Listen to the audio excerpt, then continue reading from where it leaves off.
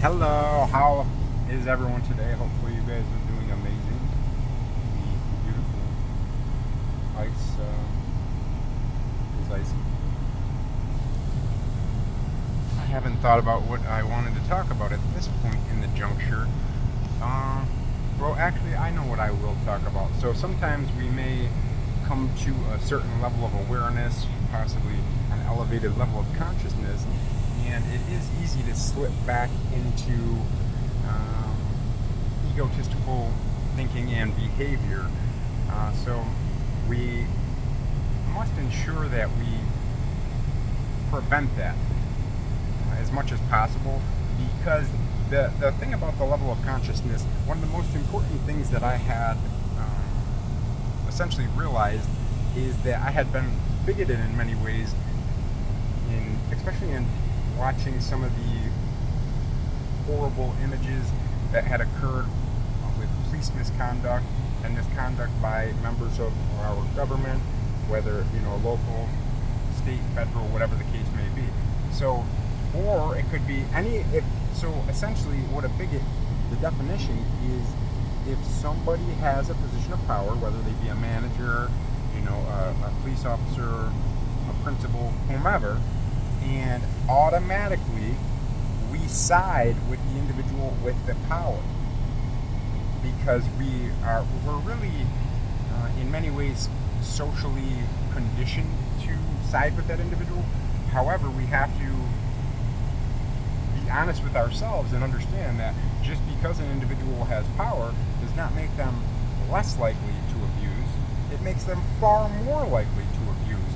I had mentioned the social experiment at Stanford not that long ago. It's not just them, it's every one of us.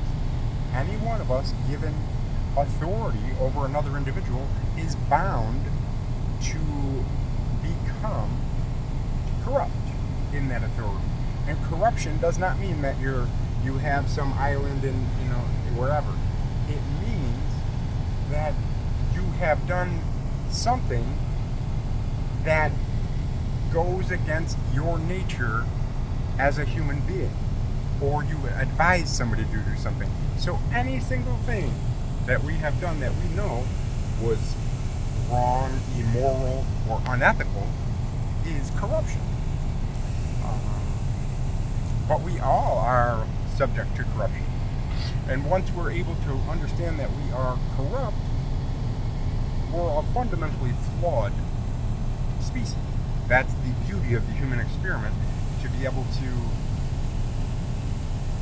know that we are corrupt, flawed individuals, but yet try anyway, and try to do the best we can in our lives. That is, essentially the human condition. I would venture to guess would be my definition of it. Because think about it, you are going,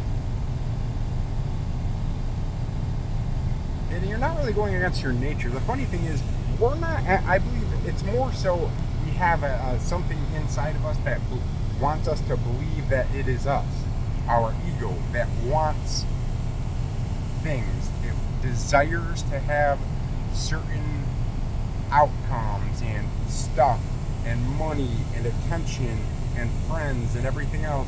And the more and more we identify with that thing, the more likely we are to slip into a nature that is not in alignment with who we really are. And the person I believe that I really am is the same person that I was when I was 3, 4, 5 years old, before the world came along and told me that your dreams were not okay, that you are not good enough, that you never have a chance, you do not even have a chance in this world, yada yada yada, the lies that have been passed down and passed down and passed down and passed down. Other than that, it is possible to recognize when we have thoughts that are contrary to how we would like to behave, and we can acknowledge those. And same with the negative feelings. I know one of my friends has said, well, it's hard to stay positive all the time. We don't need to stay positive all the time.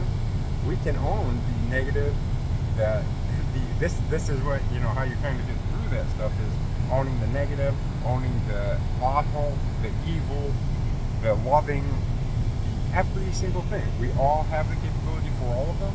So recognizing when those come and accepting them, instead of trying to say, oh, everything's fine. No. And I've just learned that recently. I had, essentially, I got punched in the head, and that was one of my friends.